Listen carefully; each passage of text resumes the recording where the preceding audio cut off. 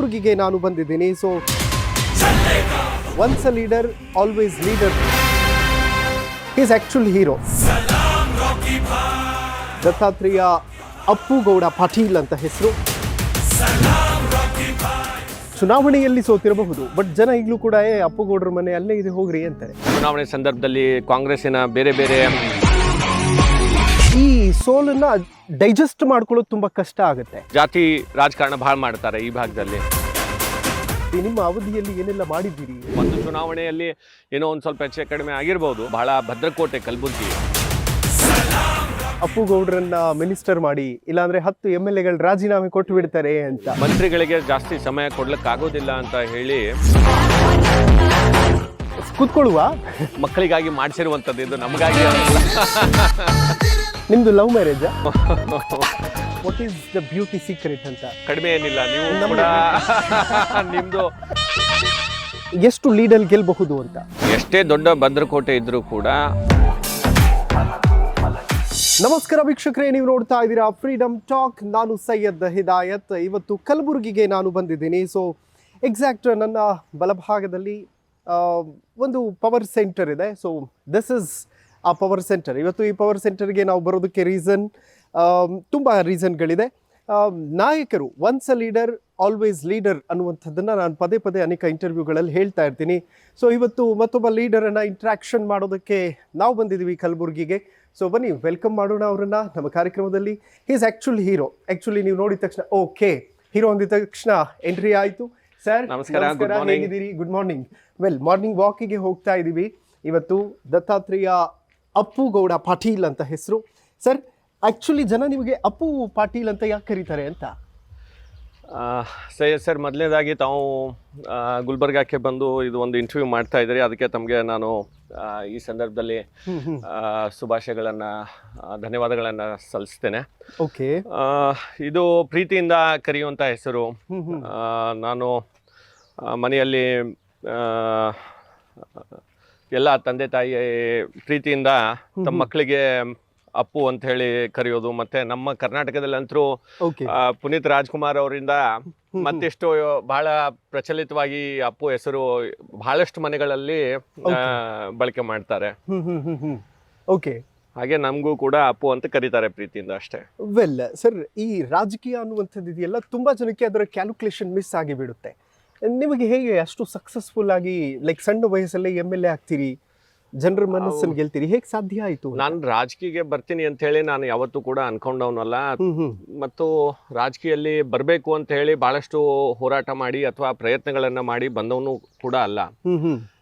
ನಮ್ಮ ತಂದೆಯವರಾದಂಥ ಪೂಜ್ಯ ಚಂದ್ರಶೇಖರ್ ಪಾಟೀಲ್ ರೇವೂರವರು, ಅವರು ಕಲಬುರಗಿಯಲ್ಲಿ ಬಹಳ ದೊಡ್ಡ, ನಿಮ್ಗೆ ಗೊತ್ತಿದೆ, ಇಲ್ಲಿ ಕಾಂಗ್ರೆಸ್ಸಿನ ಒಂದು ಬಹಳ ಭದ್ರಕೋಟೆ ಕಲಬುರಗಿ ಹಿಂದೆನಿಂದಾನು ಕೂಡ. ಆ ಸಂದರ್ಭದಲ್ಲಿ ಕಮರುಲ್ ಇಸ್ಲಾಂ ಅವರು ಇಲ್ಲಿ ಚುನಾವಣೆಯನ್ನ ಸತತವಾಗಿ ಗೆದ್ಕೊಂಡು ಬರ್ತಾ ಇದ್ರು. ಅವಾಗ ಪಕ್ಷ ತಂದೆಯವರನ್ನ ಗುರುತಿಸಿ ಇಲ್ಲಿ BJPಯನ್ನ ಭದ್ರಗೊಳಿಸ್ಬೇಕು, ಇಲ್ಲಿನೂ ಕೂಡ ಭಾರತೀಯ ಜನತಾ ಪಾರ್ಟಿಗೆ ಇಲ್ಲಿ ಸಾಕಷ್ಟು ಅವಕಾಶಗಳಿದ್ದಾವೆ, ಕಲಬುರಗಿ ಬಹಳ ಪ್ರಮುಖ ಜಿಲ್ಲೆ ಇದೆ ಇಲ್ಲಿ ಅಂತ ಹೇಳಿ ನಮ್ಮ ತಂದೆಯವರನ್ನ ಪಕ್ಷ ಗುರುತಿಸಿ ಅವರಿಗೆ ಜವಾಬ್ದಾರಿಯನ್ನು ಕೊಟ್ಟಾಗ ಅವರು ಕೂಡ ಅಧ್ಯಕ್ಷರಾಗಿ ಮೊದಲನೇ ಬಾರಿಗೆ ಕೆಲಸ ಮಾಡಿದ್ರು. ಅದರ ನಂತರ ಅಧ್ಯಕ್ಷರಾದ ನಂತರ ಅವರಿಗೆ ಚುನಾವಣೆ ಸಂದರ್ಭದಲ್ಲಿ ಟಿಕೆಟ್ ಕೊಟ್ಟರು ಪಾರ್ಟಿ. ಮೊದಲನೇ ಚುನಾವಣೆಯಲ್ಲಿ ತಂದೆಯವರು ಸ್ವಲ್ಪ ಮತಗಳಿಂದ ಚುನಾವಣೆಯನ್ನು ಸೋತರು. ಅದರ ನಂತರ ಮತ್ತೊಮ್ಮೆ ಚುನಾವಣೆಗೆ ನಿಂತ ಸಂದರ್ಭದಲ್ಲಿ ಅವಾಗ ಕಲಬುರಗಿಯಿಂದ ಅವರು ಮೊದಲನೇ ಬಾರಿಗೆ ಭಾರತೀಯ ಜನತಾ ಪಕ್ಷದ ಶಾಸಕರಾಗಿ ಆಯ್ಕೆ ಆದರು. ಅದರ ನಂತರ ಮತ್ತೊಮ್ಮೆ ಅವರಿಗೆ ಚುನಾವಣೆ ಬಂದಂಥ ಸಂದರ್ಭದಲ್ಲಿ ಅವಾಗೂ ಕೂಡ 2 ಬಾರಿ ಅವರು ಭಾರತೀಯ ಜನತಾ ಪಕ್ಷದಿಂದ ಅವರು ಶಾಸಕರಾಗಿ ಈ ಭಾಗದಲ್ಲಿ ಸೇವೆ ಮಾಡಿದರು. ಅವರ ಒಂದು ಅಕಾಲಿಕ ನಿಧನದಿಂದ ಅವಾಗ ನಮ್ಮ ಏನು ತಂದೆಯವರ ಅಭಿಮಾನಿ ಬಳಗ ಬಹಳಷ್ಟು ಅವರು ಏನು ಕನಸನ್ನು ಕಂಡಿದ್ರು ಕಲಬುರಗಿ. ಯಾಕಂದರೆ ಜನರ ನಿರೀಕ್ಷೆನೂ ಕೂಡ ಇತ್ತಲ್ಲ, ಸತತವಾಗಿ ಇಲ್ಲಿ ಕಾಂಗ್ರೆಸ್ ಗೆದ್ದಿತಾ ಇರೋದ್ರಿಂದ ಈ ಭಾಗ ಸ್ವಲ್ಪ ಅಭಿವೃದ್ಧಿ ಹೆಚ್ಚಾಗಬೇಕು ಅಂತ ಅನ್ನೋ ನಿಟ್ಟಿನಿಂದ ಅವಾಗ ಏನು ಜನರ ಒಂದು ಆಸೆ ಇತ್ತು, ಅದನ್ನು ಈಡೇರಿಸಬೇಕು ಅಂತ ಹೇಳಿ ಮತ್ತೆ ನಮ್ಮ ತಂದೆಯವರು ತೀರೋದ್ಮೇಲೆ ನಮ್ಮ ತಾಯಿಯವರು ಚುನಾವಣೆಗೆ ನಿಲ್ಲಬೇಕಾಯ್ತು. ಆ ಸಂದರ್ಭದಲ್ಲಿ ತಾಯಿಯವರು ಕೂಡ ಚುನಾವಣೆಯಲ್ಲಿ ಅವರು ಕೂಡ ಗೆದ್ದರು. ಓಕೆ. ಮತ್ತು ಅದರ ನಂತರ ತಾಯಿಯವರ ಅವಧಿ ಮುಗಿದ ಮೇಲೆ ನನಗೂ ಕೂಡ ಒಂದು ಪಕ್ಷ ಭಾರತೀಯ ಜನತಾ ಪಕ್ಷದಲ್ಲಿ ಗುರುತಿಸಿ ನನಗೆ ಅವಕಾಶ ಕೊಟ್ಟರು. ನನಗೂ ಕೂಡ ಭಾಗದ ಜನ, ವಿಶೇಷವಾಗಿ ಕರ್ನಾಟಕದಲ್ಲಿ ಬಹಳ ರೇರ್ ಕುಟುಂಬಗಳಿದ್ದಾವೆ, ಯಾರು ತಂದೆ ತಾಯಿ ಮಗ 3 ಮಂದಿ ಚುನಾವಣೆಯಲ್ಲಿ ಗೆದ್ದಿರುವಂಥದ್ದು ಬಹಳ ರೇರ್ ಕೇಸಸ್ ಸಿಗುತ್ತೆ ರಾಜ್ಯದಲ್ಲಿ. ಹೀಗಾಗಿ ಆ ಒಂದು ಅವಕಾಶ ಇವತ್ತು ನನಗೆ ಈ ಭಾಗದ ಜನ ಕಲ್ಪಿಸ್ಕೊಟ್ಟಿದ್ದಾರೆ. ನಾನು ನನ್ನ ಮತಕ್ಷೇತ್ರದ ಮತದಾರರ ಬಗ್ಗೆ ಅವರ ಒಂದು ಪ್ರೀತಿ, ಅವರ ಒಂದು ವಿಶ್ವಾಸ, ನಾನು ಅದು ಎಷ್ಟು ಹೇಳಿದ್ರು ಕೂಡ ಅದು ಸಾಲೋದಿಲ್ಲ. ಆ ರೀತಿಯಾದಂಥ ಒಂದು ಪ್ರೀತಿ ನನಗೆ ಈ ಕ್ಷೇತ್ರದಿಂದ ಜನರು ಕೊಟ್ಟಿದ್ದಾರೆ. ಹೀಗಾಗಿ ಅವರ ಸೇವೆ ನಾನು ಎಷ್ಟು ಮಾಡಿದ್ರು ಕೂಡ ಅದು ಕಡಿಮೆ ಇದೆ. ಓಕೆ. ಬದುಕಲ್ಲಿ ಗೆದ್ದು ಸೋಲಬೇಕು, ಸೋತು ಗೆಲ್ಲಬೇಕು ಅನ್ನುವಂಥ ಮಾತಿರುತ್ತೆ. ನೀವು ಚುನಾವಣೆಯಲ್ಲಿ ಸೋತಿರಬಹುದು, ಬಟ್ ಜನ ಈಗಲೂ ಕೂಡ ಅಪ್ಪುಗೌಡ್ರ ಮನೆ ಅಲ್ಲೇ ಇದೆ ಹೋಗ್ರಿ ಅಂತಾರೆ. ಅದು ಒಂದು ವಿಶ್ವಾಸ, ಒಂದು 20 ವರ್ಷದಿಂದ ಸಂಬಂಧ. ನಾವೇನಿದು ಒಂದೇ ಸರ್ತಿ ಚುನಾವಣೆ ನಿಂತು ಅಥವಾ ಮೊದಲನೇ ಬಾರಿಗೆ ನಿಂತಂಥದ್ದಲ್ಲ. ಹೀಗಾಗಿ ಒಂದು ಸುಮಾರು 25-30 ವರ್ಷದಿಂದ ನಮಗೆ ಒಂದು ಸಂಬಂಧ ಮತಕ್ಷೇತ್ರದ ಜನರ ಜೊತೆಯಲ್ಲಿ ಒಂದು ಒಡನಾಟ ಇರೋದ್ರಿಂದ ಒಂದು ಕುಟುಂಬದ ಸದಸ್ಯರ ತರ ನಾವು ಯಾವತ್ತೂ ಕೂಡ ನಾವು ಸಂಬಂಧವನ್ನ ಬೆಳೆಸಿರುವಂಥದ್ದು. ನಾವು ಯಾವತ್ತೂ ಕೂಡ ಜನರಿಗೆ ಶಾಸಕನಂತ ಹೇಳಿ ಅವರು ನನಗೆ ಅನ್ಕೊಂಡಿಲ್ಲ, ನಾನು ಕೂಡ ನಾನು ಈ ಕ್ಷೇತ್ರದ ಶಾಸಕ ಅಂತ ಹೇಳಿ ಜನರಿಗೂ ಕೂಡ ನಾನು ಯಾವತ್ತೂ ಕೂಡ ನನಗೆ ಅನ್ಕೊಂಡಿಲ್ಲ. ನಾನು ಕೂಡ ಅವರ ಒಂದು ಕುಟುಂಬದ ಸದಸ್ಯನ ಥರ ನಾನು ಅವ್ರ ಜೊತೆಯಲ್ಲಿ ಒಡನಾಟ ಹೊಂದಿದ್ರಿಂದ ನನಗೆ ಆ ಒಂದು ಪ್ರೀತಿ ಜನರಲ್ಲಿ ಇದೆ. ಓಕೆ. ಸೋಲೋದಕ್ಕೆ ಅನೇಕ ಫ್ಯಾಕ್ಟರ್ಗಳು ಇರಬಹುದು. ಲೈಕ್ ನೀವು ಹೇಗೆ ಪರಾಮರ್ಶೆ ಮಾಡ್ತೀರಿ ಅದನ್ನ ಅಂತ? ಸೋಲೋದು, ಕ್ಷೇತ್ರದಲ್ಲಿ ಸಾಕಷ್ಟು ಅಭಿವೃದ್ಧಿ ಕೆಲಸಗಳನ್ನು ನಮ್ಮ ಸರ್ಕಾರ ಇದ್ದಂಥ ಸಂದರ್ಭದಲ್ಲಿ ಮಾನ್ಯ ಬೊಮ್ಮಾಯಿ ಸಾಹೇಬರು, ಯಡಿಯೂರಪ್ಪ ಸಾಹೇಬರು ಮುಖ್ಯಮಂತ್ರಿ ಇದ್ದಂಥ ಸಂದರ್ಭದಲ್ಲಿ ಇಲ್ಲಿ ಬಹಳಷ್ಟು ಅವಕಾಶಗಳು ಕೊಟ್ಟಿದ್ದಾರೆ. ನನಗೂ ಕೂಡ ಮೊದಲನೇ ಬಾರಿಗೆ ಕಲ್ಯಾಣ ಕರ್ನಾಟಕ ನಿಗಮ ಮಂಡಳಿಯ ಹೆಸರನ್ನ ಬದಲಾವಣೆ ಮಾಡಿದ್ಮೇಲೆ ನನಗೆ ಮೊದಲನೇ ಅಧ್ಯಕ್ಷ ಆಗುವಂಥ ಒಂದು ಅವಕಾಶ ಇವತ್ತು ನಮ್ಮ ಸರ್ಕಾರ ಬಂದಂಥ ಸಂದರ್ಭದಲ್ಲಿ ನನಗೆ ಯಡಿಯೂರಪ್ಪ ಸಾಹೇಬರು, ಬೊಮ್ಮಾಯಿ ಸಾಹೇಬರು ಮತ್ತು ಕ್ಷೇತ್ರದ ಜನರ ಒಂದು ಆಶೀರ್ವಾದದಿಂದ ನನಗೆ ಒಂದು ಅವಕಾಶ ಸಿಕ್ಕಿರುವಂಥದ್ದು. ಆ ಸಂದರ್ಭದಲ್ಲಿ ಕಲಬುರಗಿ ಒಂದು ಮಾದರಿ ಕ್ಷೇತ್ರ ಆಗಬೇಕು ಅಂತ ಹೇಳಿ ಬಹಳಷ್ಟು ಯೋಜನೆಗಳನ್ನು ತಂದು ಬಹಳಷ್ಟು ಕೆಲಸಗಳನ್ನು ಮಾಡುವಂಥ ಒಂದು ಪ್ರಾಮಾಣಿಕ ಪ್ರಯತ್ನವನ್ನು ಇವತ್ತಿನ ದಿವಸ ಆ ಒಂದು ಅವಧಿಯಲ್ಲಿ ನಾವು ಮಾಡಿರುವಂಥದ್ದು. ಚುನಾವಣೆ ಸಂದರ್ಭದಲ್ಲಿ ಸತತವಾಗಿ ನಾವು ನಮ್ಮ ಕುಟುಂಬದಿಂದ ಈ ಒಂದು ಕ್ಷೇತ್ರ ಗೆದಿಯುವಂಥದ್ದು ಆಗ್ತಾ ಇದೆ ಅಂತ ಹೇಳಿ ಕೂಡ ಅದರದ್ದು ಒಂದು ಆಂಟಿ ಇನ್ಕಂಬನ್ಸಿ ಒಂದು ಫ್ಯಾಕ್ಟರ್ ಇರ್ಬೋದು. ಮತ್ತು ಅದರ ಜೊತೆಯಲ್ಲಿ ಸ್ವಲ್ಪ ಜನರ ಒಂದು ಚುನಾವಣೆ ಸಂದರ್ಭದಲ್ಲಿ ಕಾಂಗ್ರೆಸ್ಸಿನ ಬೇರೆ ಬೇರೆ ಅಸ್ತ್ರಗಳು, ಜಾತಿ ಅಸ್ತ್ರವನ್ನು ಉಪಯೋಗ ಮಾಡುವಂಥದ್ದು, ಗ್ಯಾರಂಟಿಯನ್ನು ಉಪಯೋಗ ಮಾಡುವಂಥದ್ದು, ಈ ರೀತಿಯಾದಂಥ ಒಂದು ಕಾಂಗ್ರೆಸ್ಸಿನ ಒಂದು ಏನು ಅವರು ಜಾತಿ ರಾಜಕಾರಣ ಭಾಳ ಮಾಡ್ತಾರೆ ಈ ಭಾಗದಲ್ಲಿ. ಹೀಗಾಗಿ ಅದನ್ನು ಕೂಡ ಒಂದು ಸ್ವಲ್ಪ ಎಲ್ಲೋ ಒಂದು ಕಡೆ ಎಫೆಕ್ಟ್ ಆಗಿದೆ ಅಂತ ಹೇಳಿ ಅನಿಸುತ್ತೆ. ಓಕೆ ಸರ್, ಅನೇಕ ಕ್ಷೇತ್ರಗಳಿಗೆ ನಾನು ಹೋಗಿದ್ದಾಗ ಅಲ್ಲಿ ಸೋತಂತಹ ಅನೇಕ ಬಿಜೆಪಿ ನಾಯಕರನ್ನು ಮಾತಾಡಿಸ್ತಾ ಇದ್ದೆ. ತುಂಬ ಚೆನ್ನಾಗಿ ಕೆಲಸ ಮಾಡಿದ್ರು. ಕೋವಿಡ್ ಟೈಮಲ್ಲೂ ಕೂಡ ಜನರ ಜೊತೆ ಅದೇ ಸಂಪರ್ಕ ಇಟ್ಕೊಂಡಿದ್ರು. ಅನೇಕ ಕೆಲಸಗಳನ್ನು ಮಾಡಿದ್ರು ಕೂಡ ಎಲ್ಲೋ ಒಂದು ಕಡೆ ಈ ಸೋಲನ್ನು ಡೈಜೆಸ್ಟ್ ಮಾಡ್ಕೊಳ್ಳೋದು ತುಂಬ ಕಷ್ಟ ಆಗುತ್ತೆ. ನೀವು ಅದನ್ನ ಹೇಗೆ ಡೈಜೆಸ್ಟ್ ಮಾಡ್ಕೋತೀರಿ? ಚುನಾವಣೆ ಅಂದಮೇಲೆ ಗೆದೋದು ಸೋಲೋದು ಅದು ಸಹಜ ಇದೆ. ಅದ್ರ ಬಗ್ಗೆನಲ್ಲಿ ನನಗೇನು ಭಾಳಷ್ಟು ಕೆಲಸ ಮಾಡೋರಿಗೆ ಯಾವಾಗಲೂ ಕೂಡ ಗೆದ್ದಾಗ ಅಷ್ಟೇ ನಾವು ಕೆಲಸ ಮಾಡ್ತೇವೆ, ಸೋತ ಮೇಲೆ ನಾವು ಜನರ ಜೊತೆಯಲ್ಲಿ ಇರಲ್ಲ ಅಂತಂದರೆ ಅದು ತಪ್ಪಾಗುತ್ತೆ. ಯಾಕಂದರೆ ಜನರು ನಮಗೆ ಸತತವಾಗಿ ಇಷ್ಟೊಂದು ಬಾರಿ ನಾವು ಚುನಾವಣೆ ನಿಂತಾಗೆಲ್ಲ ನಮ್ಗೆ ಆಶೀರ್ವಾದ ಮಾಡಿ ಕಳಿಸಿದ್ದಾರೆ. ಹೀಗಾಗಿ ಒಂದು ಚುನಾವಣೆಯಲ್ಲಿ ಏನೋ ಒಂದು ಸ್ವಲ್ಪ ಹೆಚ್ಚು ಕಡಿಮೆ ಆಗಿರ್ಬೋದು, ಆದರೆ ಜನರ ಮಧ್ಯದಲ್ಲಿ ಇದ್ದು ಕೆಲಸ ಮಾಡೋಕ್ಕೆ ನಮಗೇನು ಯಾವುದೂ ತೊಂದರೆ ಇಲ್ಲ. ನನಗೇನು ಆ ರೀತಿಯಾದಂಥದ್ದು ಸಮಸ್ಯೆ ಇಲ್ಲ. ಈಗಲೂ ಮನೆಗೆ ಬರ್ತಿರ್ತಾರ ಜನ ಬರ್ತಿರ್ತಾರೆ. ನಾವು ಜನರ ಹತ್ರ ಹೋಗ್ತಾ ಇರ್ತೇವೆ, ಕಾರ್ಯಕ್ರಮಗಳಿಗೆ ಹೋಗ್ತಾ ಇರ್ತೇವೆ, ಯಾವುದಾದ್ರೂ ಹೋರಾಟಗಳಾಗಿರ್ಬೋದು, ಜನರ ಪರವಾಗಿ ನಿಂತು. ಓಕೆ, ಏನ್ ಮಾಡಿದ್ರಿ ನಿಮ್ಮ ಅವಧಿಯಲ್ಲಿ? ಏನೆಲ್ಲ ಮಾಡಿದ್ದೀರಿ ಜನಕ್ಕೆ? ಸುಮಾರು 20 ವರ್ಷದಿಂದ ಬಹಳಷ್ಟು ದೊಡ್ಡ ಸಮಸ್ಯೆ ಅಂತಂದ್ರೆ ಕಲಬುರಗಿನಲ್ಲಿ ಇದು ಬಿಸಿಲುನಾಡು, ನಿಮ್ಗೆ ಗೊತ್ತಿದೆ. ಹೌದು. ಈ ಬಿಸಿಲುನಾಡಿನಲ್ಲಿ ನಮಗೆ ನೀರಿನ ಸಮಸ್ಯೆ, ಬಹಳಷ್ಟು ಕುಡಿಯೋ ನೀರಿನ ಸಮಸ್ಯೆ ಬಹಳ ವರ್ಷಗಳಿಂದ ನಮ್ಮ ಜನರು ಸಂಕಷ್ಟಕ್ಕೆ ಎದುರಾಗ್ತಾ ಇದ್ರು. ಚುನಾವಣೆ ಗೆದ್ದ ಮೇಲೆ ಯಡಿಯೂರಪ್ಪ ಸಾಹೇಬರಿಗೆ ನಾನು ಮನವಿ ಮಾಡಿದೆ, ಸಾಹೇಬ್ರೆ ನೀವು ಮುಖ್ಯಮಂತ್ರಿ ಆಗಿದ್ದೀರಿ, ನಮ್ಮ ಭಾಗಕ್ಕೆ ತಮ್ಮ ಒಂದು ಕೊಡುಗೆ ಬೇಕು, ನಮಗೆ ಶಾಶ್ವತವಾಗಿ ಕುಡಿಯೋ ನೀರಿನ ಒಂದು ಪರಿಹಾರ ನೀಡಬೇಕಾಗಿದೆ ನಮ್ಮ ನಗರಕ್ಕೆ ಅಂತ ಹೇಳಿ ಸಾಹೇಬ್ರ ನಮಗೆ ಮನವೊಲಿಸಿ ಸುಮಾರು 800 ಕೋಟಿ ರೂಪಾಯಿ ಶಾಶ್ವತವಾದಂಥ ಕುಡಿಯೋ ನೀರಿನ ಯೋಜನೆಯನ್ನು ತಂದು 24/7 ಅನ್ನುವ ಕುಡಿಯೋ ನೀರಿನ ಯೋಜನೆಯನ್ನು ತಂದಿದ್ದೇವೆ ಆ ಕಲಬುರಗಿನಲ್ಲಿ. ಆ 2 ಲಕ್ಷ ಕುಟುಂಬಗಳಿಗೆ ಇವತ್ತು ನೇರವಾಗಿ ಅವ್ರ ಮನೆಗೆ ನಾವು ಶುದ್ಧವಾದಂಥ ಕುಡಿಯೋ ನೀರನ್ನು ಪೈಪ್ಲೈನ್ ಮುಖಾಂತರ ಇವತ್ತಿನ ದಿವಸ ನೀಡ್ತಾ ಇದ್ದೇವೆ. ಈ ರೀತಿಯಾದಂಥದ್ದು ನಡೀತಾ ಇದೆ.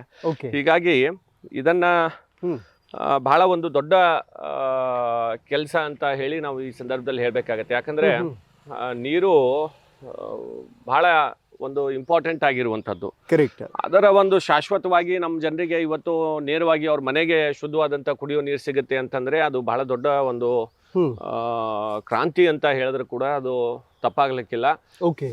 ಆ ಒಂದು ಯೋಜನೆಯನ್ನ ಇವತ್ತಿನ ದಿವಸ ತಂದಿದ್ದೇವೆ. ಅದರ ನಂತರ ಜನರ ಆರೋಗ್ಯ ದೃಷ್ಟಿಯಿಂದ ಇಲ್ಲಿ ಒಂದು ಸುಂದರವಾದಂಥ ಒಂದು ಜಯದೇವ ಆಸ್ಪತ್ರೆಯನ್ನ ಸುಮಾರು 150 ಕೋಟಿ ರೂಪಾಯಿ ಕೊಟ್ಟು ನಾವು ಕಲ್ಯಾಣ ಕರ್ನಾಟಕ ಬೋರ್ಡ್ ವತಿಯಿಂದ ಅದಕ್ಕೆ ಅನುದಾನವನ್ನ ಬಿಡುಗಡೆ ಮಾಡಿ ಅದಕ್ಕೆ ಕೆಲಸ ಪ್ರಾರಂಭ ಮಾಡಿಸಿ ಹಿಂದಿನ ಮುಖ್ಯಮಂತ್ರಿಗಳಾದಂಥ ಯಡಿಯೂರಪ್ಪ ಸಾಹೇಬ್ರ ಕಾಲದಲ್ಲಿ ಅದಕ್ಕೆ ನಾವು ಆ ಕೆಲಸವನ್ನ ಪ್ರಾರಂಭ ಮಾಡಿಸಿರುವಂಥದ್ದು. ಅವರಿಂದ ಭೂಮಿ ಪೂಜೆ ಮಾಡಿಸಿ ಆ ಕೆಲಸ ಪ್ರಾರಂಭ ಆಗಿದೆ. ಈಗ ಅದು ಕೆಲಸ ಮುಗಿಯೋ ಹಂತದಲ್ಲಿದೆ. ಅದೇ ರೀತಿ ಕಲಬುರಗಿ ನಗರಕ್ಕೆ ನಮಗೆ ಒಳ ರಸ್ತೆ ಆಗಬೇಕು, ನಮ್ಮ ಗಾರ್ಡನ್ಗಳು ಆಗಿರ್ಬೋದು, ಉದ್ಯಾನವನಗಳನ್ನು ಅಭಿವೃದ್ಧಿ ಮಾಡಿಸ್ಬೇಕು ಅಂತ ಹೇಳಿ ಮೂಲಭೂತ ಸೌಕರ್ಯಕ್ಕಾಗಿ ನಾವು ಸುಮಾರು 200 ಕೋಟಿ ರೂಪಾಯಿ ಕಲಬುರಗಿ ಮಹಾನಗರ ಪಾಲಿಕೆಗೆ ನಾವು ಅನುದಾನವನ್ನು ತಂದು ಅದರಿಂದ ರಸ್ತೆಗಳಾಗಿರ್ಬೋದು, ಉದ್ಯಾನವನಗಳಾಗಿರ್ಬೋದು, ಈ ರೀತಿಯಾದಂಥ ಅನೇಕ ಸ್ಟ್ರೀಟ್ ಲೈಟ್ಸ್ ಆಗಿರ್ಬೋದು, ಈ ರೀತಿಯಾದಂಥ ಒಂದು ಕೆಲಸಗಳನ್ನು ನಾವು ಮಾಡಿಸಿರುವಂಥದ್ದು. ಓಕೆ ಸರ್, ಜೋಕಾಲಿ ಕಾಣಿಸ್ತು ನನಗೆ, ಸೊ ಸಡನ್ಲಿ ನಿಂತ್ಕೊಂಡೆ.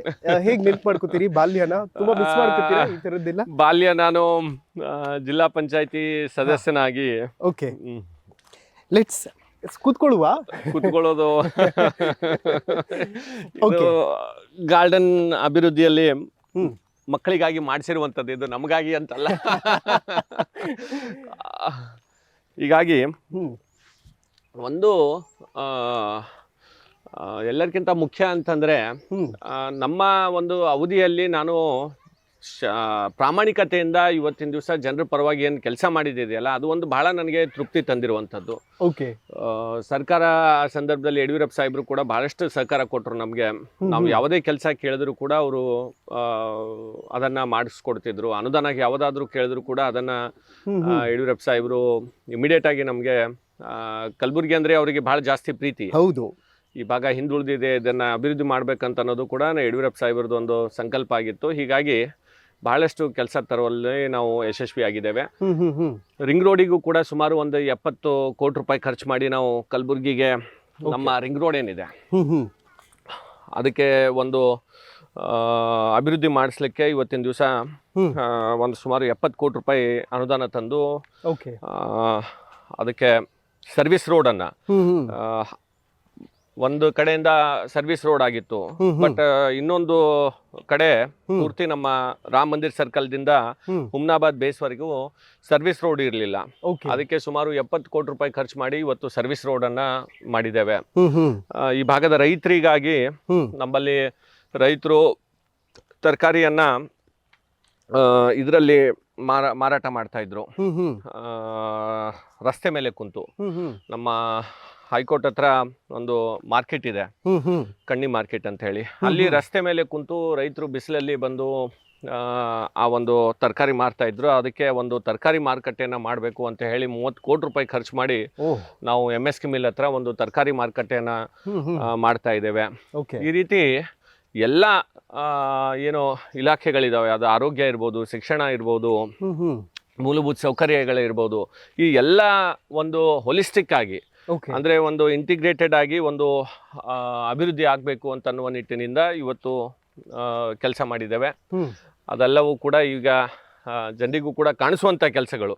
ಯಾವುದೋ ಕೆಲಸ ಹೇಳಿದ್ದಾರೆ ಅಂತ ಹೇಳಿ ಆಗಿದೆ ಇಲ್ಲೋ ಅಂತಲ್ಲ, ಅದೆಲ್ಲ ಕಣ್ಣೆದುರುಗಡೆ ಕಾಣಿಸುವಂಥ ಕೆಲಸಗಳು. ನನಗೆ ಬಹಳ ಆಶ್ಚರ್ಯ ಆಗೋದು ಅಂತಂದ್ರೆ, ಒಂದೇ ನಿಮಿಷದಲ್ಲಿ 1 ಕೋಟಿ ದಾನ ಕೊಡಿಸಿದಂಥದ್ದು ತುಂಬಾ ಅದ್ಭುತವಾದಂತಹ ಕಾನ್ಸೆಪ್ಟ್. ಅದು ಹೇಗೆ ಹೇಗೆ ಶುರು ಆಯಿತು ಆ ಕ್ಯಾಂಪೇನ್? ಇದು ಎಲ್ಲ ಜನರು ಕೂಡ ಸಹಕಾರ ಕೊಟ್ಟಿದ್ರಿಂದ ಆಗಿರುವಂಥದ್ದು. ನಮ್ಮ ವೀರಶೈವ ಮಹಾಸಭಾದಿಂದ ನಮ್ಮ ಖಂಡ್ರೆ ಸಾಹೇಬರು ಮತ್ತು ಎಲ್ಲರೂ ಕೂಡ ಇಲ್ಲಿ ಒಂದು ಹಾಸ್ಟೆಲ್ ನಿರ್ಮಾಣ ಆಗಬೇಕು ಅಂತ ಹೇಳಿ, ಅದು ವಿಶೇಷವಾಗಿ ಮಹಿಳೆಯರಿಗೆ ಹೀಗಾಗಿ ಈಗಿರುವಂಥ ನಮ್ಮ ಯಾದಗಿರಿನ ಜಿಲ್ಲಾ ಉಸ್ತುವಾರಿ ಸಚಿವರು ಶರಣಬಸಪ್ಪ ದರ್ಶನಾಪುರ ಸಾಹೇಬ್ರ ನೇತೃತ್ವದಲ್ಲಿ ಒಂದು ಸಮಿತಿಯನ್ನು ಮಾಡಿ ಅದಕ್ಕೆ ಈಗಿರುವಂಥ ನಮ್ಮ ಜಿಲ್ಲಾ ಅಧ್ಯಕ್ಷರು ಶರಣಕುಮಾರ್ ಮೋದಿ ಅವರು ನಾವು ಎಲ್ಲರೂ ಸೇರಿ ಇದು ಮಹಿಳೆಯರಿಗೆ ಒಂದು ಹಾಸ್ಟೆಲ್ ಇಲ್ಲಿ ಬಹಳ ಅವಶ್ಯಕತೆ ಇದೆ ಅಂತ ಹೇಳಿ ನಾವು ಅದನ್ನ ಜನರಿಗೆ ಕೇಳಿದಾಗ ಜನರು ಕೂಡ ಅದಕ್ಕೆ ಸಹಕಾರ ಕೊಟ್ಟು ಎಲ್ಲರ ಇದು ನಾವು ದೇಣಿಗೆ ಕೇಳೋಕ್ಕಿಂತ ಹೆಚ್ಚಾಗಿ ನಾವು ಕೇಳಿದೀವಿ ಅಂತ ಕೊಟ್ಟಿದ್ದಾರೆ ಅಂತಲ್ಲ, ಅದು ಈ ಭಾಗದ ನಮ್ಮ ವಿದ್ಯಾರ್ಥಿನಿಯರಿಗೆ ಅನುಕೂಲ ಆಗಲಿ ಅಂತ ಹೇಳಿ ಎಲ್ಲರೂ ಕೂಡ ದೊಡ್ಡ ಮನಸ್ಸು ಮಾಡಿ ಅದಕ್ಕೆ ಸಹಕಾರ ಕೊಟ್ಟಿರುವುದು. But someone has to take responsibility ಅಲ್ವಾ, ಸೊ ದಟ್ ಇಸ್ ಯು ಅಂತ. ಅಷ್ಟಾಗಿರ್ಬೋದು. ಓಕೆ, ಸೊ ಇನ್ಫ್ಯಾಕ್ಟ್ ಒಂದು ಮಾತು ಹೇಳಿದ್ರಿ ಸರ್, ಕಾಂಗ್ರೆಸ್ ಪಾಪದ ಕೆಲಸವನ್ನ ತೊಳೆಯುವಂತಹ ಕೆಲಸವನ್ನ ನರೇಂದ್ರ ಮೋದಿಜಿ ಅವರು ಮಾಡಿದ್ದಾರೆ ಅನ್ನುವಂಥದ್ದು. ಖಂಡಿತ. ಯಾಕಂದ್ರೆ ತಮ್ಗೆ ಗೊತ್ತಿದೆ 60 ವರ್ಷದಿಂದ ಜನರ ಸಂಕಷ್ಟ ಅನುಭವಿಸಿರುವಂಥದ್ದು ಕಾಂಗ್ರೆಸ್ ಆಡಳಿತದಲ್ಲಿ ಕೇವಲ ಜಾತಿ ರಾಜಕಾರಣ, ಬೇರೆ ಬೇರೆ ಕಾರಣಕ್ಕಾಗಿ ಜನರ ಮಧ್ಯದಲ್ಲಿ ಗೊಂದಲವನ್ನ ಸೃಷ್ಟಿ ಮಾಡಿ ಇವತ್ತು ಅಧಿಕಾರವನ್ನ ಮಾಡಿರುವಂಥದ್ದು ಕಾಂಗ್ರೆಸ್ ಪಕ್ಷ. ಈಗ ತಮ್ಗೆ ಗೊತ್ತಿದೆ, ಮೋದಿಜಿಯವರ ಅವಧಿಯಲ್ಲಿ 10 ವರ್ಷದಲ್ಲಿ ದೇಶದ ಒಂದು ಕೀರ್ತಿಯನ್ನ ಯಾವ ಮಟ್ಟಕ್ಕೆ ಬಂದಿದೆ ಅಂತ ಅನ್ನೋದು ಇಡೀ ವಿಶ್ವವನ್ನ ತಿರುಗಿ ಭಾರತದ ಕಡೆ ನೋಡುವಂಗೆ ಮಾನ್ಯ ಮೋದಿಜಿಯವರು ಕೆಲಸ ಮಾಡಿದ್ದಾರೆ. ಕರೆಕ್ಟ್. ಯಾವುದೇ ಒಂದು ಭ್ರಷ್ಟಾಚಾರ ಇಲ್ಲದೆ ಭ್ರಷ್ಟಾಚಾರ ರಹಿತ ಆಡಳಿತ ಕೊಟ್ಟಿರುವಂಥದ್ದು ಮಾನ್ಯ ಮೋದಿಜಿಯವರು. 10 ವರ್ಷದಲ್ಲಿ ಒಂದು ಸಣ್ಣ ಘಟನೆಯೂ ಕೂಡ ಭ್ರಷ್ಟಾಚಾರದ ಬಗ್ಗೆ ಎಲ್ಲಿಯೂ ಕೂಡ ಆಗಿಲ್ಲ. ರಾಮ ಮಂದಿರದ ನಿರ್ಮಾಣ ಆಗಿರ್ಬೋದು, ಇಡೀ ದೇಶದ ಜನರಿಗೆ ಇವತ್ತಿನ ದಿವಸ ಮಾನ್ಯ ಮೋದಿಜಿಯವರು ಉಚಿತವಾಗಿ ರೇಷನ್ವನ್ನ ಕೊಡುವಂಥದ್ದು, ಅದರ ಜೊತೆಯಲ್ಲಿ ಎಲ್ಲ ಹಳ್ಳಿಗಳಿಗೆ ಇವತ್ತು ಶುದ್ಧವಾದಂಥ ನೀರನ್ನು ಇವತ್ತಿನ ದಿವಸ JJM ಸ್ಕೀಮ್ ಅಡಿಯಲ್ಲಿ ಇಡೀ ಎಲ್ಲ ಮನೆಗಳಿಗೆ, ಹಳ್ಳಿಯಲ್ಲಿರುವಂಥ ಮನೆಗಳಿಗೆ ಇವತ್ತು ಕುಡಿಯೋ ನೀರನ್ನು ಕೊಡುವಂಥ ಯೋಜನೆ ಇರ್ಬೋದು. ಮತ್ತು ಕಿಸಾನ್ ಸನ್ಮಾನ್ ನಿಧಿ ಅಂತ ಹೇಳಿ ಇವತ್ತು ಎಲ್ಲ ರೈತರ ಅಕೌಂಟಿಗೆ ನೇರವಾಗಿ ಇವತ್ತಿನ ದಿವಸ ದುಡ್ಡನ್ನು ಹಾಕುವಂಥದ್ದಿರ್ಬೋದು. ಈ ರೀತಿ ಅನೇಕ ಯೋಜನೆಗಳನ್ನ ಇವತ್ತಿನ ದಿವಸ ಮಾನ್ಯ ಮೋದಿಜಿಯವರ ನೇತೃತ್ವದಲ್ಲಿ ಇವತ್ತು ಕೇಂದ್ರ ಸರ್ಕಾರ ಮಾಡಿದೆ ಜನರ ಪರವಾಗಿ. ಹೀಗಾಗಿ ಜನರು ಕೂಡ ಇವತ್ತಿನ ದಿವಸ ಮೋದಿಯವ್ರ ಬಗ್ಗೆ ಬಹಳಷ್ಟು ವಿಶ್ವಾಸ ಇಟ್ಟಿದ್ದಾರೆ. ಇವತ್ತು ಪಕ್ಷದ ಅಭ್ಯರ್ಥಿಗಳಕ್ಕಿಂತ ಹೆಚ್ಚಾಗಿ ಮೋದಿಯವರ ಒಂದು ವೈಯಕ್ತಿಕ ವರ್ಚಸ್ನಿಂದ, ಮೋದಿಯವರು ಕೊಟ್ಟಂತ ಮಾತುಗಳನ್ನ, ಮೋದಿಯವರು ಬಂದ್ರೆ ಅವ್ರು ಕೊಟ್ಟಿರುವಂತ ಗ್ಯಾರಂಟಿ ಖಂಡಿತವಾಗಿ ಅದು ಜಾರಿಗೆ ತರ್ತಾರೆ ಅಂತ ಅನ್ನೋದು ವಿಶ್ವಾಸದಿಂದ ಇವತ್ತು ಜನರು ಬಿಜೆಪಿಗೆ ಮತವನ್ನ ಹಾಕುವಂತದ್ದು ಆಗ್ತಾ ಇದೆ. ಓಕೆ, ಇನ್ಫ್ಯಾಕ್ಟ್ ನನಗೊಂದು ವಿಚಾರ ನೆನಪಿದೆ. ಶೈಲ ಸಾರಂಗಮಠದ ಶ್ರೀಗಳು ಹೇಳಿದ್ರು, ಅಪ್ಪುಗೌಡ್ರನ್ನ ಮಿನಿಸ್ಟರ್ ಮಾಡಿ, ಇಲ್ಲಾಂದ್ರೆ 10 MLAಗಳು ರಾಜೀನಾಮೆ ಕೊಟ್ಟು ಬಿಡ್ತಾರೆ. ಲೈಕ್ ಆ ಪೊಟೆನ್ಶಿಯಲ್ ಇದ್ರೂ ಕೂಡ ಯಾಕೆ ಲೈಕ್ ಮಣೆ ಹಾಕಿಲ್ಲ ಅಂತ ಬಿಜೆಪಿಯಲ್ಲಿ? ಆ ಥರ ಏನಿಲ್ಲ. ನಿಮ್ಗೆ ಗೊತ್ತಿದೆ, ಸರ್ಕಾರ ಮಾಡುವಂತ ಸಂದರ್ಭದಲ್ಲಿ ಬೇರೆ ಪಾರ್ಟಿಯಿಂದ ನಮ್ಗೆ ಕೆಲವೊಂದು ಶಾಸಕರನ್ನ ಕರ್ಕೊಂಡು ಬಂದು ನಾವು ಸರ್ಕಾರ ಮಾಡಬೇಕಾಯ್ತು. ಹೀಗಾಗಿ ಆ ರೀತಿಯಾದಂಥ ಪಕ್ಷ ನನಗೆ ಬಹಳಷ್ಟು ಗೌರವದಿಂದ ನಡೆಸ್ಕೊಂಡಿರುವಂಥದ್ದು. ನನಗೆ ಯಾವಾಗಲೂ ಕೂಡ ಯಡಿಯೂರಪ್ಪ ಸಾಹೇಬರು ಬಹಳ ಪ್ರೀತಿಯಿಂದ ಕಾಣ್ತಿದ್ರು. ನನಗೆ ವೈಯಕ್ತಿಕವಾಗಿಯೂ ಕೂಡ ಅವರು ಬಹಳಷ್ಟು ಬಾರಿ ಕರೆದು ಮಾತನಾಡಿಸಿ ಏನೇ ಸಮಸ್ಯೆ ಇದ್ರೂ ಕೂಡ ನನಗೆ ತಕ್ಷಣದಲ್ಲಿ ಅದಕ್ಕೆ ನನಗೆ ಸಹಾಯ ಮಾಡ್ತಿದ್ರು. ಹೀಗಾಗಿ ನನಗೆ ಆ ರೀತಿ ಯಾವುದೂ ಅನಿಸಿಲ್ಲ. ನಾವು ಮಂತ್ರಿ ಆದರೆ ನಾವು ಕೆಲಸ ಮಾಡ್ತೇವೆ, ಇಲ್ಲಾಂದ್ರೆ ಇಲ್ಲ ಅಂತಲ್ಲ. ಮಂತ್ರಿಗಿಂತ ಹೆಚ್ಚು ನಮ್ಗೆ ಜನರಲ್ಲಿ ಶಾಸಕರಾಗಿ ಆರಿಸಿದ್ದಾರೆ. ಮೊದಲು ನಮ್ಗೆ ಇಲ್ಲಿ ನಮ್ ಕ್ಷೇತ್ರ ಅಭಿವೃದ್ಧಿ ಮಾಡುವಂಥದ್ದು ಬಹಳ ದೊಡ್ಡ ಜವಾಬ್ದಾರಿ. ಹಿಂಗಾಗಿ ನನಗೆ ಆ ರೀತಿ ಅಂತದ್ದು ಯಾವುದು ಮನಸ್ಸಲ್ಲಿಲ್ಲ. ಓಕೆ, ನಿಮ್ದು ಲವ್ ಮ್ಯಾರೇಜಾ? ಇಲ್ಲ, ಅರೇಂಜ್ ಮ್ಯಾರೇಜ್. ಓಕೆ, ಲೈಕ್ ಹೇಗಿತ್ತು ಫಸ್ಟ್ ಮೀಟ್? ಅದೇನು ನಂದು ಅರೇಂಜ್ ಮ್ಯಾರೇಜೇ. ತಂದೆಯವರು ಇದ್ದಂಥ ಸಂದರ್ಭದಲ್ಲಿ ಅವಾಗ ನಾನು ಜಿಲ್ಲಾ ಪಂಚಾಯತ್ ಸದಸ್ಯನಿದ್ದೆ. ಹೌದು, ಅವಾಗ ನನ್ನ ಮದುವೆ ಆಗಿರುವಂಥದ್ದು. ಓಕೆ, ಆ್ಯಕ್ಚುಲಿ ಗ್ರೌಂಡ್ ಲೆವೆಲಿಂದ ವರ್ಕ್ ಮಾಡ್ಕೊಂಡು ಬರೋದಿದೆಯಲ್ಲ, ಅದು ತುಂಬ ದೊಡ್ಡ ಮಟ್ಟದಲ್ಲಿ ಬೆಳವಣಿಗೆಯನ್ನು ಕಾಣೋದಕ್ಕೆ ಸಾಧ್ಯ ಆಗುತ್ತೆ ಅನ್ನುವಂಥದ್ದನ್ನು ಹೇಳ್ತಾರೆ. ಲೈಕ್ ನೀವು ತಳಮಟ್ಟದಿಂದ ಮೇಲ್ ಬಂದದ್ದು, ಲೈಕ್ ತಂದೆಯವರು MLA ಆದರೂ ಕೂಡ ಅವರ ಹೆಸರಲ್ಲಿ ಮುಂದೆ ಬಂದದ್ದಲ್ಲ, ನಿಮ್ಮದೇ ಓನ್ ಐಡೆಂಟಿಟಿಯನ್ನು ಕ್ರಿಯೇಟ್ ಮಾಡ್ಕೊಂಡು ಬಂದದ್ದು. ಲೈಕ್ ಆ ಹೋರಾಟ ಹೇಗಿತ್ತು ಅಂತ ಕಂಪ್ಲೀಟ್? ನಾನು ಅದೇ ಹೇಳ್ತಾ ಇದ್ದೀನಲ್ಲ, ನಮ್ಮ ತಂದೆಯವರ ಮೇನ್ ನನಗೆ ಬಹಳ ದೊಡ್ಡ ಒಂದು ಆಸ್ತಿ ಅಂತಂದ್ರೆ ಓಕೆ ನಮ್ಮ ತಂದೆಯವರು ಗಳಿಸಿರುವಂತ ಅಭಿಮಾನಿ ಬಳಗ ಮತ್ತು ಕ್ಷೇತ್ರದ ಜನರ ಮನಸ್ಸಲ್ಲಿ ಏನು ನಮ್ಮ ತಂದೆಯವರ ಸ್ಥಾನ ಇದೆ ಅದನ್ನ ನನಗೆ ಬಹಳಷ್ಟು ಶ್ರೀರಕ್ಷೆಯಾಗಿ ನನಗೆ ಇವತ್ತಿನ ದಿವಸ ರಾಜಕಾರಣದಲ್ಲಿ ನನಗೆ ಬಹಳಷ್ಟು ಒಂದು ದೊಡ್ಡ ಶ್ರೀರಕ್ಷೆ. ಓಕೆ ತಂದೆಯವರ ಸ್ನೇಹಿತರಾಗಿರ್ಬೋದು, ಬೇರೆ ಬೇರೆ ಪಕ್ಷದಲ್ಲೂ ಕೂಡ ತಂದೆಯವರ ಒಂದು ಒಡನಾಟ ಹೊಂದಿರುವಂತದ್ದಿರ್ಬೋದು. ಹೀಗಾಗಿ ನನಗೆ ತಕ್ಷಣದಲ್ಲಿ ಗುರುತಿಸೋರು, ಚಂದ್ರಶೇಖರ್ ಪಾಟೀಲ್ ಅವ್ರ ಮಗ ಇದೆಯಪ್ಪ, ನೀನ್ ನಮ್ಮ ಸ್ನೇಹಿತನ ಮಗ ಇದೆಯಾ ಅಂತ ಹೇಳಿ ನನಗೆ ಈಗ ಬೇರೆ ಬೇರೆ ಸಂದರ್ಭದಲ್ಲೂ ಕೂಡ ಬೇರೆ ಪಕ್ಷದವರು ಇದ್ರು ಕೂಡ ನನಗೆ ಸಹಕಾರ ಕೋರುವಂಥದ್ದು ಅಭಿವೃದ್ಧಿ ದೃಷ್ಟಿಯಿಂದ.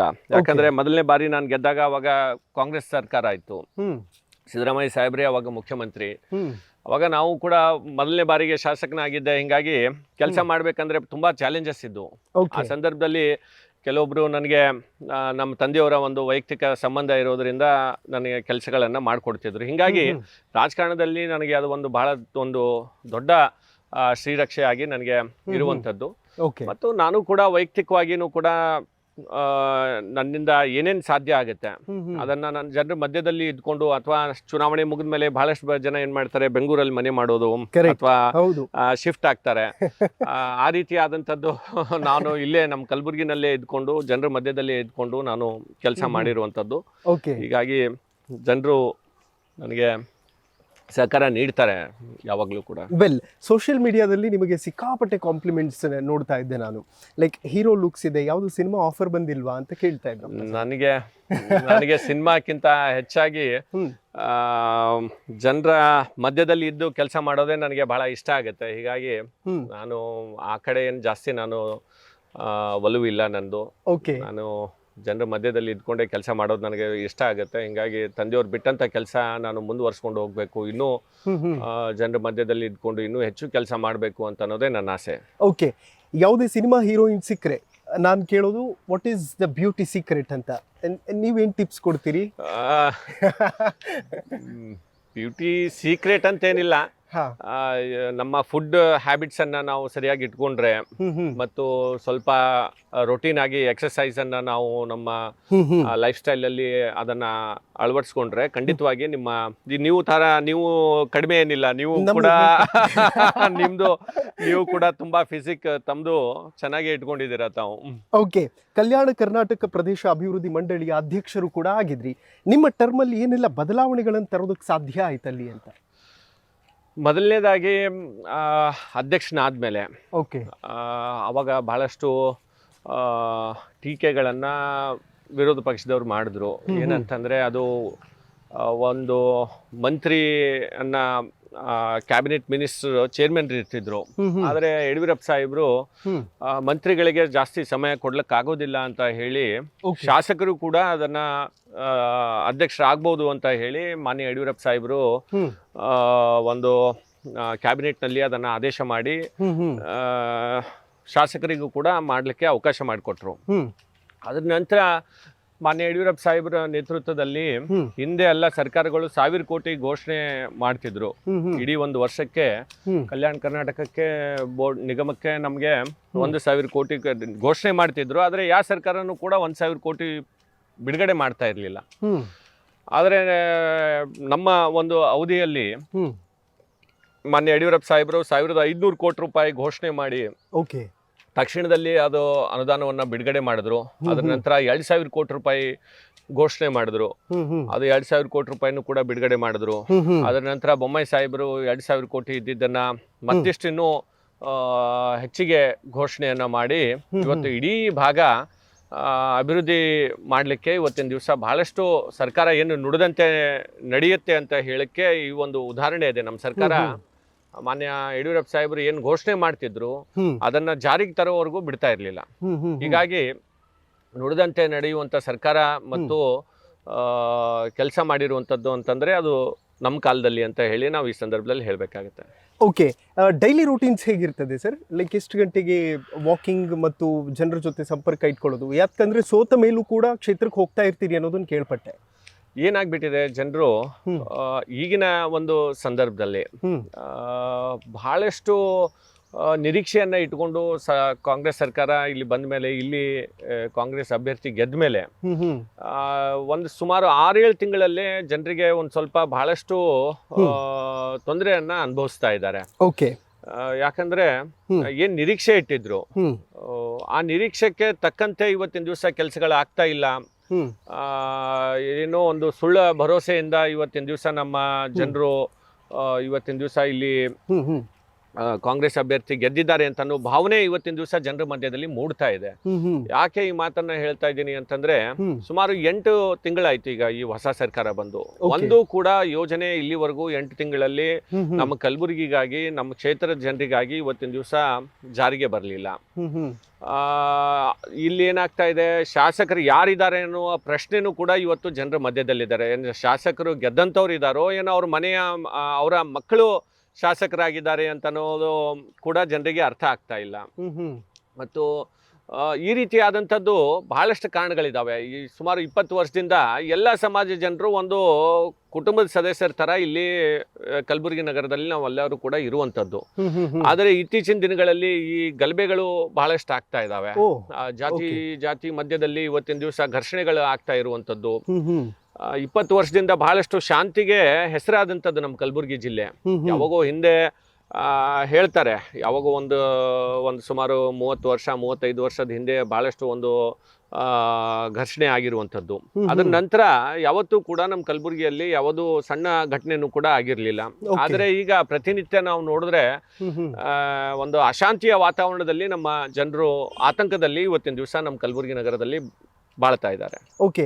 ಕಲಬುರಗಿ ಅಂದ ತಕ್ಷಣ ಕಾಂಗ್ರೆಸ್ನ ಪವರ್ ಸೆಂಟರ್ ನೆನಪಾಗ್ತದೆ ಎಲ್ರಿಗೂ ಕೂಡ. ಈಗ ಪ್ರೆಸೆಂಟ್ ಅವರೇ ಇದ್ದಾರೆ, AICC ಅಧ್ಯಕ್ಷರು.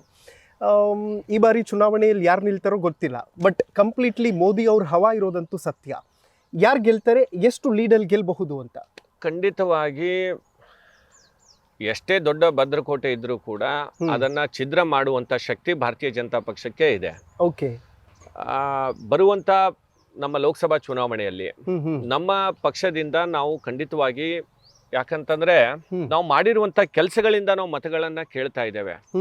ನಾವು ಮಾಡಿರುವಂತ ಮೋದಿಯವರ ಸಾಧನೆ ಆಗಿರ್ಬೋದು, ಮಾನ್ಯ ಮೋದಿಜಿಯವರು ದೇಶದಲ್ಲಿ ಏನು ಇಡೀ ವಿಶ್ವದಲ್ಲಿ ಇವತ್ತು ಆರ್ಥಿಕವಾಗಿ ನಮ್ಮ ದೇಶ 3ನೇ ಸ್ಥಾನಕ್ಕೆ ಬರಬೇಕು ಅಂತ ಅನ್ನುವ ಗ್ಯಾರಂಟಿಯನ್ನ ನೀಡಿದ್ದಾರೆ.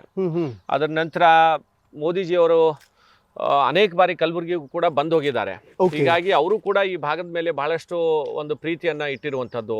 ವಿಧಾನಸಭೆ ಚುನಾವಣೆ ಸಂದರ್ಭದಲ್ಲೂ ಕೂಡ ಮಾನ್ಯ ಮೋದಿಜಿಯವರು ಬಂದು ಒಂದ್ ದಿವಸ ಇಲ್ಲಿ ನೈಟ್ ಹಾಲ್ಟ್ ಒಂದು ರೋಡ್ ಶೋ ಮುಗಿಸಿ ಇಲ್ಲೇ ಅವರು ವಾಸ್ತವ್ಯವನ್ನು ಮಾಡಿ ಬೆಳಗ್ಗೆ ಹೋಗಿರುವಂತದ್ದು. ಮೊನ್ನೆನೂ ಕೂಡ ರೀಸೆಂಟ್ಲಿ ಆಗಿ ನಮ್ಮ ಕಲಬುರಗಿ ಏರ್ಪೋರ್ಟಿಗೆ ಬಂದು ಹೋಗಿರುವಂತದ್ದು. ಹೀಗಾಗಿ ಮೋದಿಜಿ ಅವರಿಗೂ ಕೂಡ ಈ ಭಾಗದ ಮೇಲೆ ಬಹಳಷ್ಟು ಪ್ರೀತಿ ಇರೋದ್ರಿಂದ ನನಗೆ ಸಂಪೂರ್ಣವಾದಂತಹ ವಿಶ್ವಾಸ ಇದೆ.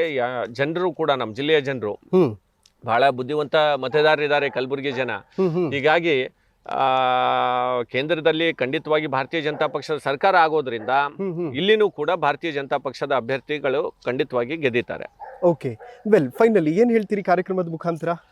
ಸೈಯದ್ ಸರ್, ನನಗೆ ತಾವು ಒಂದು ಅವಕಾಶ ಕೊಟ್ಟಿದ್ದಾರೆ. ನಾನು ಮೊದಲನೇ ಬಾರಿಗೆ ಚುನಾವಣೆ ಮುಗಿದ ಮೇಲೆ ನಾನು ಯಾವುದೂ ಇಂಟರ್ವ್ಯೂ ಅದು ಯಾವುದೂ ಮಾಡಿರಲಿಲ್ಲ. ಆದರೆ ನೀವು ಮೊದಲನೇ ಬಾರಿಗೆ ನನಗೆ ಒಂದು ಅವಕಾಶ ಕೊಟ್ಟಿದ್ದಕ್ಕಾಗಿ ತಮಗೂ ನಾನು ಧನ್ಯವಾದಗಳನ್ನು ಸಲ್ಲಿಸ್ತೇನೆ. ಮತ್ತೊಮ್ಮೆ ಜನರಿಗೂ ಕೂಡ ನಾನು ಈ ಸಂದರ್ಭದಲ್ಲಿ ತಮ್ಮ ಮೂಲಕ ನಾನು ತಮ್ಮ ಜೊತೆಯಲ್ಲಿ ಯಾವತ್ತೂ ಕೂಡ ಇರ್ತೇನೆ. ನಾನು ಅಧಿಕಾರ ಇರಲಿ ಇರದೇ ಇರಲಿ, ನಾನು ತಮ್ಮ ಸಮಸ್ಯೆಗಳ ಇದ್ದಂಥ ಸಂದರ್ಭದಲ್ಲಿ ನನ್ನಿಂದ ಏನು ಸಹಾಯ ಸಹಕಾರ ಬೇಕು ಅದು ಖಂಡಿತವಾಗಿ ನಾನು ನೀಡ್ತೇನೆ ಅಂತ ಅನ್ನುವ ಮಾತನ್ನ ಈ ಸಂದರ್ಭದಲ್ಲಿ ಹೇಳಿ, ನನಗೆ ಅವರ ಪ್ರೀತಿ ವಿಶ್ವಾಸ ನನಗೆ ಹಿಂದಿನಿಂದನೂ ಕೂಡ ಬಹಳಷ್ಟು ಕೊಟ್ಟಿದ್ದಾರೆ. ನನಗೆ ಯಾವತ್ತೂ ಕೂಡ ನಮ್ಮ ತಂದೆಯವರು ಕಳ್ಕೊಂಡಾಗ ನಾವು ಒಂದು ಅನಾಥರ ಆಗಿರುವಂತ ಒಂದು ಘಟನೆ ಅದು. ಅಂತ ಸಂದರ್ಭದಲ್ಲಿ ನನಗೆ ಕೈ ಹಿಡಿದು ಈ ಮಟ್ಟಕ್ಕೆ ರಾಜಕಾರಣದಲ್ಲಿ ನನ್ನ ಕ್ಷೇತ್ರದ ಜನರು ಬೆಳೆಸಿದ್ದಾರೆ. ಹೀಗಾಗಿ ಅವರ ಋಣ ನಾನು ನನ್ನ ಜೀವನದಲ್ಲಿ ನಾನು ಯಾವತ್ತೂ ಕೂಡ ಅದನ್ನು ಮರಲಿಕ್ಕೆ ಸಾಧ್ಯ ಇಲ್ಲ. ಹೀಗಾಗಿ ಅವರ ಕಷ್ಟದಲ್ಲಿ ಸುಖದಲ್ಲಿ ನಾನು ಕೂಡ ಒಬ್ಬನಾಗಿ ಅವ್ರ ಜೊತೆಯಲ್ಲಿ ಯಾವತ್ತೂ ನಿಲ್ತೇನೆ ಅಂತ ಈ ಸಂದರ್ಭದಲ್ಲಿ ನಾನು ತಮ್ಮ ಮುಖಾಂತರ ನನ್ನ ಕ್ಷೇತ್ರದ ಜನರಿಗೆ ಹೇಳಕ್ಕೆ ಬಯಸ್ತಾ ಇದ್ದೇನೆ. Okay, well, thank you so much. ತುಂಬಾ ಖುಷಿ ಆಯ್ತು ತಮ್ಮ ಜೊತೆ ಮಾತಾಡಿ. ಆದಷ್ಟು ಬೇಗ ಮತ್ತೆ MLA ಆಗಿ. ಓಕೆ, ನೋಡಿದ್ರಲ್ಲ ವೀಕ್ಷಕರೇ, ಇದಿಷ್ಟು ದತ್ತಾತ್ರೇಯ ಪಾಟೀಲ್ ರೇವೂರ್ ಅವರ ಮಾತುಗಳು. ಅದೇನಿದ್ರು ಕೂಡ once a leader always a leader ಅನ್ನುವಂಥದ್ದನ್ನು ನಾನು ಪದೇ ಪದೇ ಹೇಳ್ತಾ ಇರ್ತೀನಿ. ಸೋತರೂ ಕೂಡ ಜನರ ಜೊತೆ ಆ ಸಂಪರ್ಕ ಇಟ್ಕೊಳ್ಳುವಂಥದ್ದು, ಸಂಬಂಧಗಳನ್ನು ಹಾಗೆ ಮೇಂಟೈನ್ ಮಾಡಿಕೊಂಡು ಹೋಗುವಂಥದ್ದು ತುಂಬ ದೊಡ್ಡ ಚಾಲೆಂಜ್. ಯಾಕೆಂತಂದರೆ ಸೋತ ಮೇಲೆ ಮನೆಯಿಂದ ಹೊರಗಡೆ ಬರೋದೇ ಕಷ್ಟ. ಅಂಥದ್ರಲ್ಲಿ ಆ ಕಾನ್ಸ್ಟೆಂಟ್ಲಿ ಜನರ ಜೊತೆ ಕನೆಕ್ಟ್ ಆಗಿರೋದಿದೆಯಲ್ಲ, ಅದು ಕೆಲವರಿಗೆ ಮಾತ್ರ ಸಾಧ್ಯ. ನೋಡ್ತಾ ಇರಿ ಫ್ರೀಡಮ್ ಟಿವಿ, ಇದು ಜನಸಾಮಾನ್ಯರ ಶಕ್ತಿ. ನಾನು ಸೈಯದ್ ಹಿದಾಯತ್.